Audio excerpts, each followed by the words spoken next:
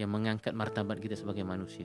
Kalau kita ikut, kita jaga diri kita dalam batas ikatan tersebut, insya-Allah kita akan menjadi manusia yang lebih baik. Logik atau rasionalnya ikatan itu kerana segala-galanya dari Tuhan. Kewujudan kita pun dari Tuhan. Nikmat yang kita dapat bukan sehari dua tetapi setiap saat. Malah rugi sangat orang yang tak mengikat dirinya kepada pergantungan. Dia macam orang yang jatuh dekat laut ke, tiba-tiba bot karam, kapal besar datang bawa tali ke bawa apa, kita kata tak apalah, saya tak nak, saya nak bebas. Sedangkan itulah satu-satunya pergantungan yang akan menyelamatkan kita. Jadi agama itu begitu. Agama memang dia ikatan, tetapi ikatan yang menyelamatkan, bukan ikatan yang melemaskan ataupun menghancurkan kita. IKIM Inspirasi Info Raya Islami. Terima kasih atas kesetiaan anda bersama kami untuk waktu ini menerusi aspirasi 10.2 dan alhamdulillah diberi kesempatan untuk kita bersama dalam slot kita pagi ini. Secara langsung juga anda boleh ikuti kita dan tonton di FB Live di IKIM FM dan juga secara langsung ke udara di Radio Institut Kefahaman Islam Malaysia. Mereka yang dengarkan kita, terima kasih banyak-banyak. Nantikan untuk bersama dengan tamu kita menerusi segmen syariah dan perundangan dan kesempatan untuk ke udara secara langsung di kejauhan, tapi macam mana pun kita dekat-dekatkan untuk berkongsi kita pada pagi ni tentang fiqh puasa sah, batal dan khilaf. Kata ulang kaji atau recap untuk sepanjang Ramadan ini. Saya mengalung-alungkan yang bagi Encik Mak Nur Omar, fellow di Pusat Kajian Syariah Undang-Undang dan Politik di Institut Kefahaman Islam Malaysia, dan juga diberi kesempatan untuk pagi ini bersama dengan beliau. Assalamualaikum. Waalaikumsalam. Apa khabar Jah? Saya sihat, alhamdulillah. Ustaz sihat Baik, alhamdulillah. Macam mana perjalanan datang ke pejabat? Ada kena tahan ke apa ke? Kena tahan. Kalau boleh elak, tapi kalau boleh nak elak lah. Tapi orang kata sejak kebelakangan ini mungkin queue-nya agak panjang. Sudah dah banyak sektor yang dah kembali seperti biasa. Apapun saya ucapkan terima kasih Cik Mak Nur sudah luangkan masa walaupun keadaan kerja dari rumah pun dapat terlibat sama saya langsung ke udara. Saya baru mengambil kesempatan mengucapkan tahniah kepada Radio IKIM yang berjaya menyampaikan maklumat-maklumat penting sebagai essential services, masih kekal memberi khidmat kepada pendukung, peneraju dan juga pelaksana yang menjayakan sistem penyiaran kita, insya-Allah. InsyaAllah, doa-doakan mudahkan urusan kita sampai berakhirnya situasi ini, insyaAllah. Apa kita bersama dalam segmen syariah dan perundangan hari ini bercerita tentang fiqh puasa sah, batal dan khilaf ini untuk bersama dengan Encik Mak Nur. Mungkin mukadimah untuk bicara kita, silakan.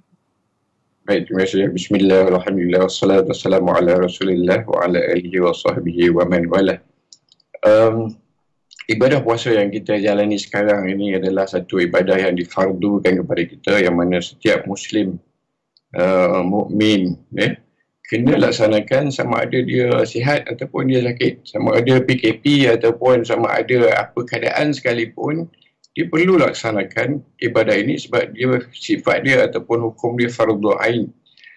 Tapi pada kali ini kita akan bincang sedikit berkenaan dengan perkara-perkara lanjutan daripada minggu lepas, yang mana kita bincang berkenaan dengan rukhsah kepada mereka yang berada di dalam sakit, ataupun rukhsah disebabkan ada sebab-sebab yang alasan yang mana membolehkan mereka untuk tidak berpuasa, yang kita sentuh pada minggu lepas secara khusus kepada COVID-19, dan juga kita juga bincang sedikit berkenaan dengan aspek PKP kepada mereka yang melaksanakan ibadah puasa di bulan Ramadan dan juga tadarus dan sebagainya. Baik, pada kali ini kita akan bincang berkenaan dengan fiqh puasa secara lebih terperinci sedikit berkenaan dengan perkara-perkara yang melibatkan terutamanya lah yang membatalkan puasa. Dan ada perkara-perkara yang berbentuk khilaf ataupun kemusykilan di kalangan masyarakat kita berkenaan dengan tindakan-tindakan ataupun prosedur tertentu, terutamanya melibatkan perubatan contohnya, yang mana kita tidak dapat tidak dalam suasana sekarang dan juga dalam keadaan sakit yang mana termasuk di dalam darurat itu. yang mana rukhsah yang keringanan yang agama berikan supaya kita dapat menjaga kesihatan kita. Kita pernah dengar hadis berkenaan dengan sumu tasihhu. Berpuasalah kamu, nescaya kamu akan menjadi lebih sihat ataupun kamu akan sihat. Tetapi macam mana keadaan kes orang yang tidak sihat dan dia dalam keadaan nak berpuasa ataupun adakah keadaan-keadaan tertentu penyakit mereka menyebabkan puasa itu memberi lebih mudarat lagi. Jadi hari ini kita akan bincang sedikit berkenaan dengan pertama garis panduan umum berkenaan dengan perkara-perkara yang membatalkan puasa. Yang kita akan bincang dari segi isu-isu kemusykilan dan juga khilaf yang melibatkan perkara yang tidak membatalkan puasa. Baik. Nanti kita perincikan lebih lanjut lagi, insyaAllah. Apapun untuk pendengar, kita bakal kembali bersama Encik Mano. Kita rehat sekejap. InsyaAllah kita bakal kembali untuk perincikan tentang fiqh puasa kita, sah batal dan khilaf ini menerusi segmen syariah dan perundangan khusus untuk pendengar kita di Radio Institut Kefahaman Islam. Kita untuk pertemuan menerusi aspirasi ketika ini, syariah dan perundangan untuk pengisian kita, memantapkan ilmu, cerita tentang fiqh puasa, sah batal dan khilaf ini bersama-sama dengan Encik Mano Omar yang ke udara secara langsung di IKIM FM dan juga ke udara secara langsung juga di Radio Institut Kefahaman Islam Malaysia. Mungkin kalau tadi mukadimah kepada apa yang kita bakal bicarakan tentang fiqh puasa ni, mungkin dilanjutkan untuk perkongsian kita. Silakan Encik Mano.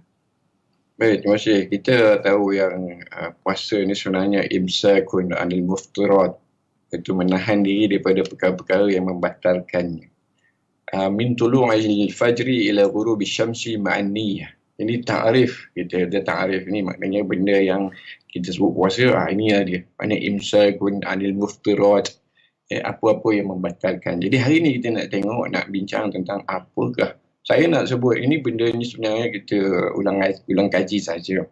Ya, yang mana kita sentiasa dan ada pun kitab-kitab yang kita rujuk seharian di rumah yang mana kita boleh tahu, tetapi untuk tujuan dan juga haluan pendengar pada hari ini kita sebutlah secara ringkas dan juga kita akan bincang berkenaan dengan isu ataupun permasalahan yang pernah pun timbul dan pernah diselesaikan oleh para ulama kita.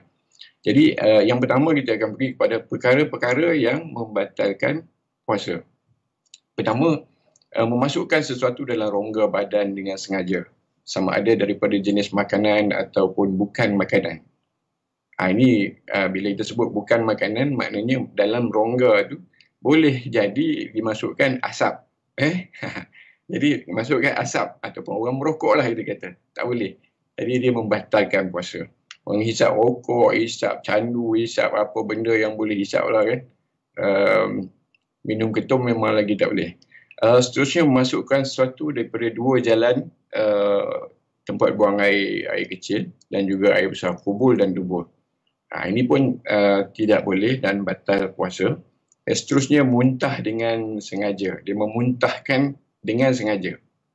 Kalau tak sengaja, termuntah tak apa. Muntah dengan sengaja. Yang ketiga, dia bersetubuh ataupun jima'. Ini maklum. Memang tak boleh. Dan kalau kita lakukan, maka dia punya kifarah dia sangat beratlah kepada orang lelaki. Puasa 2 bulan berturut-turut tak boleh putus. Itu jadi kena berjaga-jaga, berhati-hati dalam musim PKP ni, jangan duk buat lembik tengkuk. Yang kelima, keluar mani dengan sengaja. Dengan apa cara yang pada adatnya yang boleh kita namakan sebagai sengaja. Maksudnya, kalau tak sengaja, okey. Kalau tak sengaja tu macam mana? Sama ada dia mimpi ataupun kadang-kadang ada orang jenis dia sakit. Dia sakit yang mana kalau dia simpan lama benda tu dia akan keluar sendiri. Itu bukan sengaja. Bukan sengaja, okey. Tak membatalkan puasa. Yang seterusnya keluar haid dan nifas. Ini maklum yang mana mereka yang datang bulan ataupun yang melahirkan anak memang akan batal lah puasa kalau tengah puasa. Seterusnya yang ke-8, orang yang gila. Gila ni maknanya dia hilang waras sekejap. Sekejap pun tak boleh. Maknanya dia hilang kewarasan. Tak boleh. Maknanya batal puasa. Seterusnya, orang yang murtad dan keluar daripada agama, sama ada dengan perkataan, perbuatan ataupun dari segi takrir atau keyakinan dia. Ini penting. Kalau kita lihat sekarang ni, tengok anak-anak muda kita kadang-kadang menidakkan agama. Itu kita nak kena perinci dan kena tengok balik, dan dari segi pendidikan anak-anak pun penting. Kadang-kadang orang puasa, pakat puasa semua, tetapi dari segi keyakinan kadang-kadang diragukan dari segi aspek akidah dan sebagainya. Murtad, sama ada perkataan, perbuatan ataupun takrir, boleh membatalkan puasa. Seterusnya, pengsan. Pengsan ni, dia pengsan sepanjang hari, lama. Pengsan yang lama ketika berpuasa. Ada setengah, ini ada beberapa khilaf lah berkenaan dengan kalau dia pengsan sekejap. Lama tu lama mana? Dibincangkan oleh para ulama, dan ada yang mengatakan dia pengsan sampailah waktu terbenam matahari.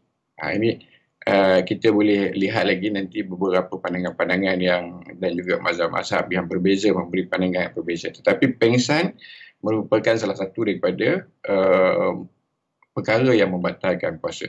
Jadi secara umumnya kita lihat bagaimana perkara yang kita sentiasa dan biasa dengar sebenarnya kan, berkenaan dengan memasukkan sesuatu ini, ayat agamanya kan, dalam bahasa pengajian kita, memasukkan sesuatu ke dalam rongga badan yang terbuka dengan sengaja. Kecuali ini ada hal-hal, ada pengecualian-pengecualian yang tidak membatalkannya. Itulah yang kita akan lihat nanti, beberapa pengecualian disebabkan rukhsah ataupun darurah, disebabkan keringanan yang agama berikan, dan juga darurah, maknanya keperluan kepada, contohnya orang tu sakit, dia perlu kepada sesuatu untuk dimasukkan ke dalam rongga yang kita sebut tadi, rongga badan yang terbuka tersebut, maka dibolehkan oleh syarak dan tidak membatalkan puasa. Tengok macam mana keadaan dia. Dan suntikan ubat. Ini pun kita akan sentuh sedikit lah berkenaan dengan ada orang yang nak kena ambil gas lelah kan. Dia inhaler panggil kan. Apa perbincangan ulama berkenaan dengan inhaler, dan juga ada isu-isu, ada orang kata mandi tak boleh ni, mandi lama sangat batal puasa, korek telinga, banyak isu-isu ataupun benda-benda yang dibincangkan oleh para ulama dan diputuskan oleh mereka berdasarkan kepada dalil-dalil dan juga hujah-hujah mereka. Kenapa boleh, kenapa tak boleh. Kalau tak boleh tu kenapa? Kalau boleh dalam keadaan yang macam mana? Jadi inilah perkara-perkara yang penting. Tetapi perlu diingat yang tadi kita ada beberapa perkara yang boleh secara terus batal puasa yang kita kena faham dan simpan. Kemudiannya kita akan bincang tentang isu-isu termasuk sakit, perubatan dan juga darurat yang saya sebut tadi. InsyaAllah. Sebab dalam keadaan ataupun situasi yang kita hadapi sekarang berkaitan dalam bulan puasa, istimewanya juga kita dalam ujian, dilanda wabak dan sebagainya. Dari segi perubatan mungkin ada banyak yang ada kemusykilan yang selalu bertanya dan sebagainya. Mungkin boleh dapatkan penjelasan daripada Cik Mak Noor. Kata kalau sekarang ni ada saringan kesihatan dengan masukkan swab dan sebagainya, macam mana hukumnya? Mungkin boleh dijelaskan, Cik Mak Noor, silakan. Baik, saya dah sebut tadi berkenaan dengan apa alasan dan juga landasan kepada sesuatu keharusan ataupun perkara yang tidak membatalkan puasa. Disebabkan pertama sekali rukhsah ataupun keringanan yang Allah berikan terhadap syariat ini. Yang kedua berkenaan dengan darurah ataupun keperluan yang menuntut supaya perkara itu dilaksanakan. Kalau kita sebut berkenaan dengan swab kan, swab ni dia memang memasukkan sesuatu ke dalam rongga. Tetapi kita dalam perbincangan ini kita lihat pertama sekali darurah tadi, perlunya kita swab untuk membuat ujian terhadap pesakit. Dan juga perlu juga kepada kita kata memasukkan sesuatu tu apa kategorinya masukkan sesuatu. Bukannya masuk yang berbentuk makanan, dan juga tujuannya adalah untuk melakukan sesuatu tu yang tidak bercanggah dengan apa yang disyaratkan. Jadi dalam hal-hal ini persoalan tentang memasukkan sesuatu ini ada perkara-perkara yang dibincang oleh para ulama. Contohnya kalau kita masuk drip ke dalam masukkan air kan ke tangan ataupun ke badan kita, dengan memasukkan air tersebut menyebabkan orang tu menjadi lebih bertenaga dan kuat. Itu dia boleh membatalkan puasa. Dalam kes swab ni dia tak masuk ke dalam perut dia, bukan makan menatang tu ataupun benda tu kan. Dia tak makan benda lah tester tu. Dan juga dia tidaklah memberi apa yang kita sebut tadi lah, menambah tenaga kan. Bila dia masuk drip tak boleh. Ada bincangkan para ulama, orang yang masukkan macam IV drip, air yang bila dia terlampau dehydrate, dia terlampau kering dan tak boleh makan dan sebagainya, bagi pesakit-pesakit yang terlibat dengan peringkat itu, mereka terpaksa drip tu, kategori drip sebenarnya dia tidak masukkan ke rongga, tetapi memasukkan sesuatu benda asing ke dalam badan sehingga menyebabkan kita bertenaga dengan memasukkan tersebut. Kemasukan tersebut itu tidak dibolehkan oleh syarak. Maka syarak kata ini batal lah puasa. Tapi teranglah bagi mereka yang batal puasa dalam kes-kes macam ni, nanti gantilah balik kan. Tapi dalam hal hukum ini, puasa tersebut batal. Tetapi dalam bab swab tadi jelas, maknanya tidak sampai ke peringkat apa yang kita bincangkan. Dan Cik Mano tadi ada sentuh tentang persoalan penggunaan inhaler, tapi jangan jawab sekarang sebab kita akan beristirahat dulu dan kita akan teruskan untuk segmen Cariakan dan Perundangan selepas ni. Jangan ke mana-mana, terus setia bersama kami. Radio IKIM 2020 ini membawa kepada anda lagu-lagu nasyid terbaik di Malaysia.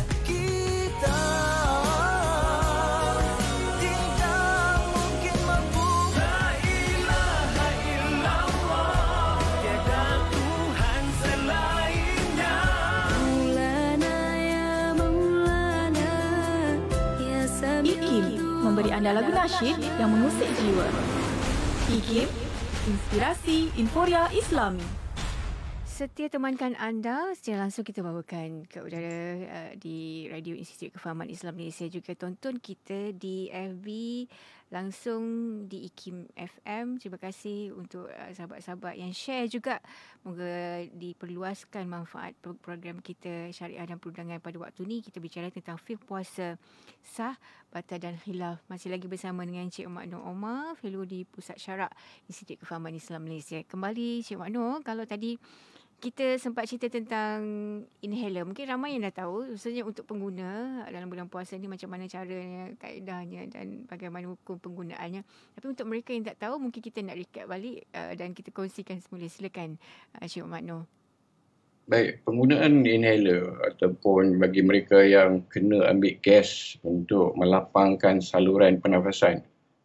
Kalau dia tak ambil, dia akan sesak nafas dan mungkin dia akan ada masalah-masalah. Itu satu kategorinya darurat yang kita sebut tadi. Kan? Disebabkan perkara ini diperincikan dan juga dibincangkan oleh para ulama, contohnya akademik fiqh antarabangsa membincangkan tentang apa benda inhaler ni sendiri. Kan? Apa benda yang terkandung, apa gas dalam. Jadi mengikut kajian yang diberikan, penggunaan inhaler untuk pesakit asma ni tidak membatalkan puasa kerana bahan yang digunakan dalam inhaler tu terlalu sedikit persentasenya yang masuk ke dalam badan. Pertama tadi darurat yang kita kena ambil ubat tu. Yang kedua, dari segi bahan yang masuk tu terlampau sedikit dan dia tak sampai direct terus masuk ke dalam perut. Kalau masuk pun sangat sedikit. Sebab apa? Kata inhaler ni mengandungi 10 ml cecair. Dia ada liquid cecair tu ada 10 ml yang mana untuk tujuan 200 semburan. Kita sembuh sekali kan. Sekali semburan tu kita ambil berapa persen saja, 1/200 daripada 10 ml gas yang ada, cecair gas yang ada dalam tu. Jadi dia tak sampai 1 ml. Tak sampai. Jadi kandungan ini terlampau sedikit dan kandungan cecair tersebut juga dikatakan tidak mengandungi apa-apa nutrien ataupun zat dan sebagainya yang boleh macam tadi tersebut tentang bila kita masuk air, dia jadi segar badan. Okey, kita ambil inhaler, tidak memberi tenaga kepada, maknanya semburan ataupun cecair tersebut tidak memberi tenaga kepada mereka yang mengambilnya. Maka dengan sebab itu juga para ulama juga menyandarkan tentang ataupun mengkiaskan dengan kebolehan untuk kita berkumur ketika mengambil wudu, dan juga kita panggil memasukkan air ke dalam hidung dibolehkan dalam syariat semasa kita berpuasa, tidak membatalkan puasa. Lagilah banyak sebenarnya kalau kita kumur tu kan, kita rasa segar dan air, sakit-bakit air tu ada dalam mulut kita dan mungkin kita tertelan sekali dengan air liur kan, berbanding dengan inhaler tadi hanya semburan sedikit saja, 1/200 daripada 10 ml. Jadi itu kita nak kena faham kan. Pertama darurat, yang kedua kandungannya terlalu sedikit dan tidak bertujuan untuk menambah tenaga kita ketika kita berpuasa. Jadi saya nak menyentuh sedikit berkenaan dengan perbincangan tadi berkenaan dengan swab, yang mana bukan setakat swab saja, sekiranya ada prosedur perubatan yang diperlukan untuk mereka yang mempunyai sakit, yang mana melibatkan memasukkan sesuatu ke dalam rongga.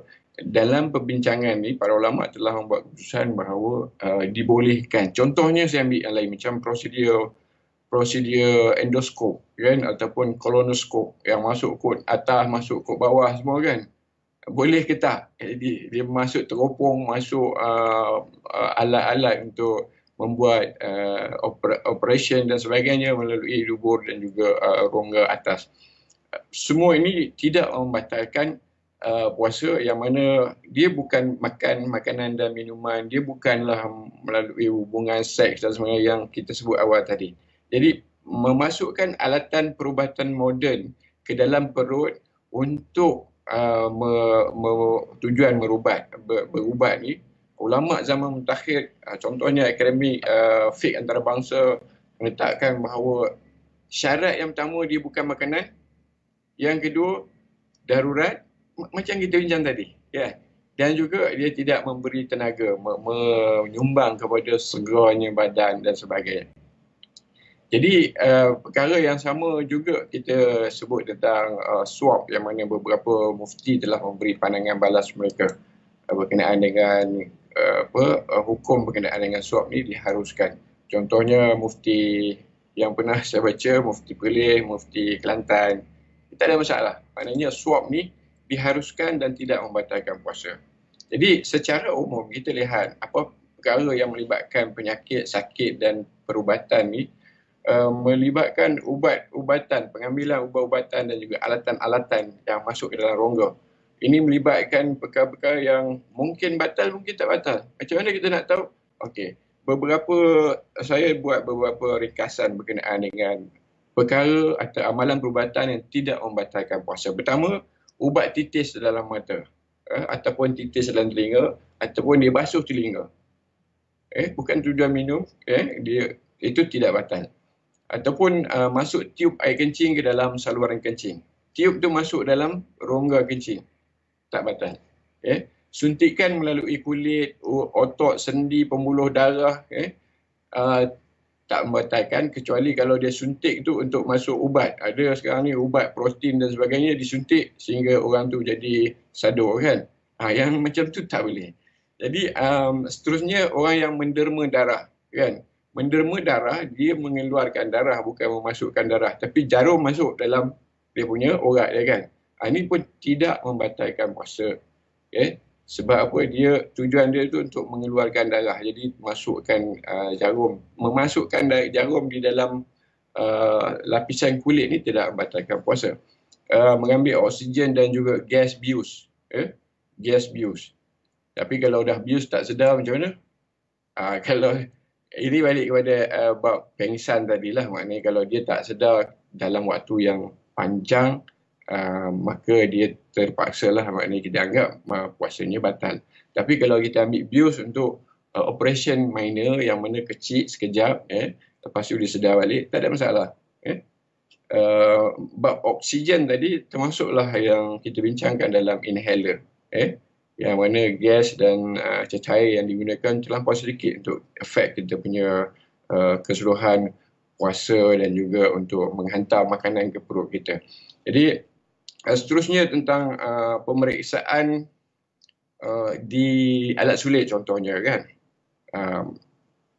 Kita sebut vaginal lah, macam untuk pemeriksaan di alat sulit wanita kan, untuk swab, untuk test dan sebagainya, itu tidak membatalkan puasa.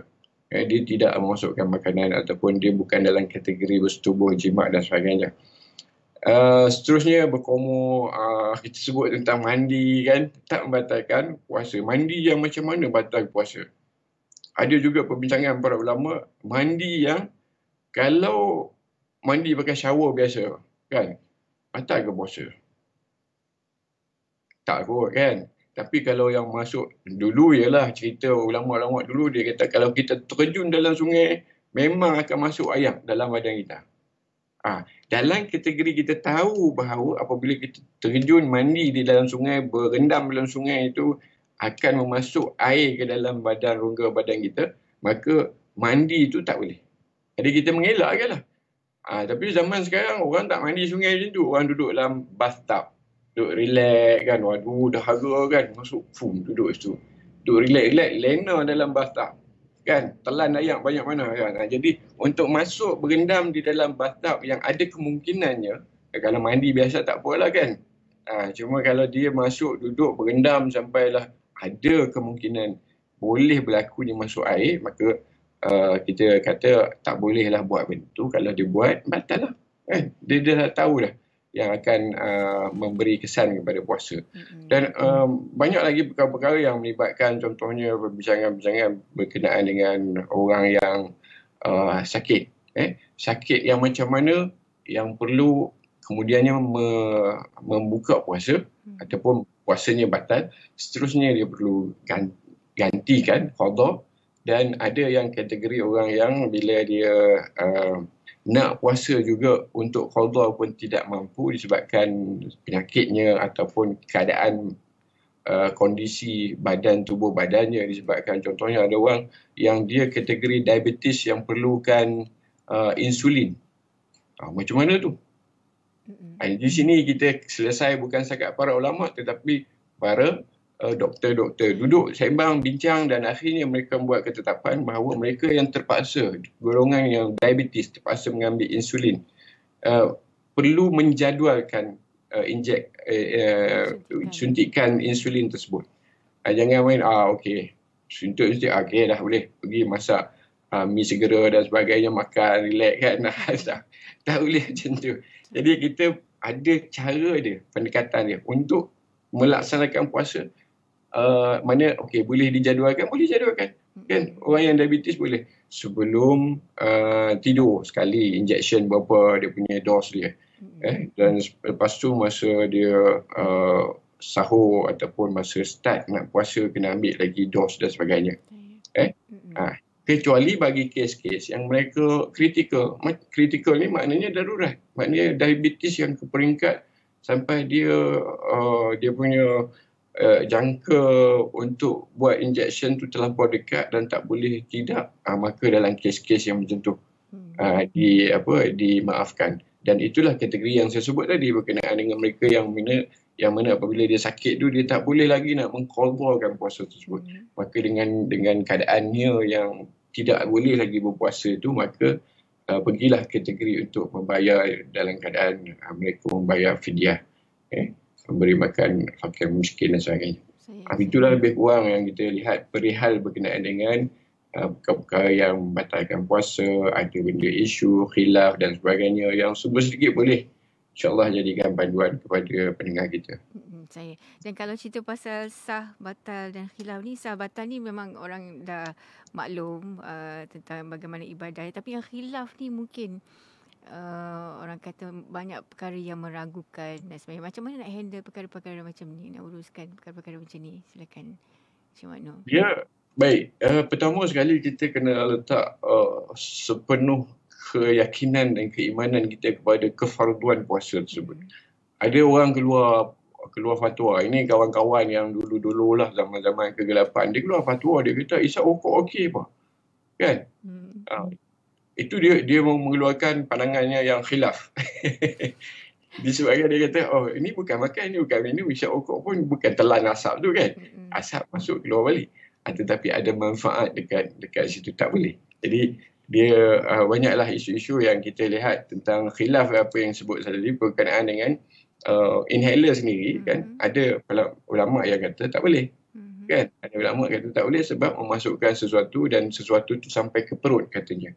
Sampai ke dalam badan kita dan ke perut. Tetapi perkara tersebut dijawab balik oleh para ulama berlandaskan kepada maklumat ataupun data teknikal yang kita bagi tadi. Kan? Maknanya aspek darurat itu mengatasi dan perkara yang diambil masuk ke dalam perut itu sangat kecil dan dikiaskan kepada berkumuh. Kan? Itu perkara-perkara yang kita lihat rukhsah yang diberikan oleh agama supaya kita dapat pegang kepada kefarduan ni dan kita laksanakan dengan penuh keyakinan, dan kalau ada masalah kita perlu cari rujuk.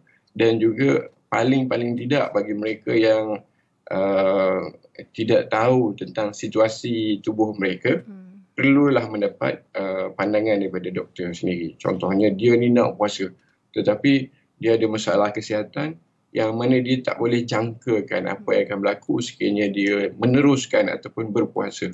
Ada kes-kes yang macam tu yang mana para ulama pulangkan kepada kita dan pulangkan kepada kepakaran doktor.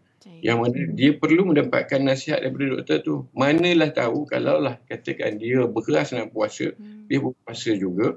Disebabkan dia kata, ini dia boleh puasa. Tetapi apabila dia berpuasa, dia mengalami kekejangan disebabkan kurangnya air di dalam badan ataupun keadaan insulin yang terlampau merosot di dalam badan dan perkara-perkara lain sehingga mungkin dia pengsan. Dan juga perkara yang sama melibatkan mereka yang menyusu anak, menyusu anak yang mana dan juga mereka yang mengandung, kan, di mana jika mereka meneruskan puasa, maka anak di dalam kandungan ataupun anak yang menyusukan itu menerima akibat dan mudaratnya. Jadi dalam hal-hal yang demikian, maka agama itu membuka ruang seluas-luasnya untuk kita bincang, dan para ulama pun sendiri dia ada pandangan yang berbeza-beza yang mana kita lihat kita condong untuk mengikut majoriti ataupun jumhur, yang mana pandangan-pandangan terpencil itu mungkin kita boleh nilai semula dan juga boleh kita landaskan atau asaskan kepada hujah yang diberikan oleh jumhur ulama, insya-Allah. Terima kasih Cik Makno. Saya kira sebelum kita mengakhirinya, mungkin ada pesanan yang nak disampaikan oleh Cik Makno selaku fellow di Pusat Syarak. Bagaimana hari ini merupakan hari pertama penampilan dalam syariah perundangan, hari pertama juga tempoh kita berpuasa sepanjang PKP ni. Kalau minggu lepas belum lagi sempat kita sentuh tentang ibadah puasa dan sebagainya. Mungkin ada pesanan khusus daripada Cik Makno untuk pendengar kita, silakan. Baik, saya cuba mengenangkan bagaimana pengorbanan yang dibuat oleh mereka yang berada di konti ataupun mereka yang terlibat di front line dalam menjayakan PKP ini. Itulah, ini adalah satu tindakan yang sangat bagus dan selari dengan agama, yang mana agama menyeru kita supaya membantu, tolong menolong, ta'awanu 'alal birri wat taqwa. Bir ala bir, ke atas benda-benda yang baik ni kita kena tolong menolong, support each other. Jadi kalau adalah masalah-masalah, mungkin ada kita rasa menyompah dengan sekatan jalan raya, kita kena belapang dada. Dan kalau perlu, katakan contohnya kebelakangan ni pun ada dipahamkan kes-kes engkar PKP meningkat, kan. Jadi kita kena buka balik, lihat dan kenang balik, mereka bukannya suka-suka nak duduk tengah jalan buat sekatan dan sebagainya, tetapi tujuannya adalah murni untuk ke arah kebaikan. Ta'awanu, maka kita pun ambil tindakan membantu mereka menjayakan PKP ini supaya semua orang selamat dan insyaAllah mereka melaksanakan kerja dengan mudah. Itulah lebih kurang yang kita boleh rumuskan berkenaan dengan PKP ini dan juga pengorbanan mereka yang telah pun berada berapa lama dah dah lebih daripada sebulan kan. Saya. Jadi pengorbanan mereka dan juga pengorbanan keluarga mereka, kita ucapkan ribuan terima kasih kerana menjayakan PKP ini dan menyelamatkan mereka yang berkemungkinan dijangkiti dan mereka yang telah pun sedang dirawat. Jadi sekian saja. Dan mungkin ini juga kali terakhir sebab bulan depan ada tetamu lain kan, insyaAllah. Saya terima kasih atas pesanan Cik Makno untuk bersama kita istimewa sebenarnya Ramadan ini, perkongsian melalui segmen Syariah dan Perundangan. Ucapkan terima kasih dan selamat berada di rumah dengan kerja-kerja yang dipertanggungjawabkan. Orang kata kalau stay at home pun ada kerja-kerja yang perlu dilansaikan, dipermudahkan urusan kita dalam pelbagai lapangan dan juga pelbagai lokasi kita berada. InsyaAllah perjuangan kita sama. Apapun, terima kasih kepada Cik Makno atas luangkan masa. Assalamualaikum. Waalaikumsalam. Terus setia bersama kami di IKIM Inspirasi Inforia Islami.